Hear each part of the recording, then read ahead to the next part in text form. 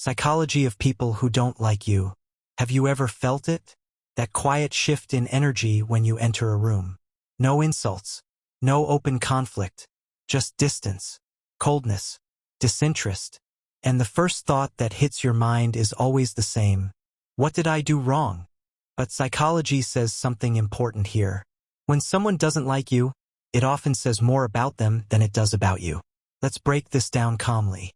Some people don't like you because you reflect something they're avoiding. Your confidence reminds them of what they haven't built yet. Your discipline highlights their inconsistency. Your boundaries expose how much they tolerate disrespect in their own lives. And instead of self-reflection, the mind chooses the easier path, rejection. Others don't like you because you don't feed their needs. You don't over-explain. You don't chase validation. You don't react emotionally the way they expect. And to people who survive on control, your emotional independence feels threatening. There's also comparison at play.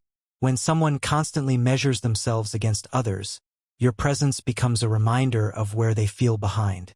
This creates silent resentment, not because you did anything wrong, but because comparison quietly poisons perception. Another reason is familiarity with chaos. Some people grew up in emotional instability. Drama feels normal to them.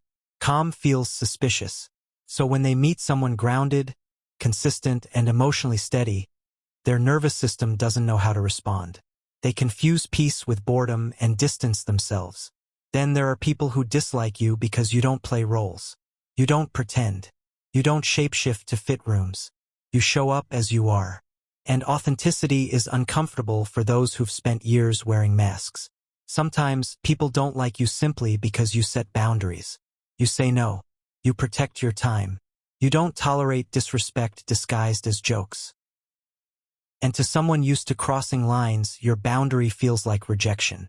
But here's the part most people miss. Not everyone is meant to like you, and trying to be liked by everyone slowly disconnects you from yourself. Psychologically, healthy people understand this early. They don't chase approval. They don't shrink to be accepted. They don't explain their worth to people committed to misunderstanding them. And when someone doesn't like them, they don't panic. They observe, because dislike is often information, not a verdict. Now let's talk about your reaction, because that matters more. If someone not liking you triggers anxiety, it may mean you learned early that acceptance equals safety. If rejection feels unbearable, it might be connected to times when love felt conditional. And that's not weakness, that's awareness waiting to happen. Emotionally strong people don't ask, "Why don't they like me?" They ask, "Do I even respect their values?"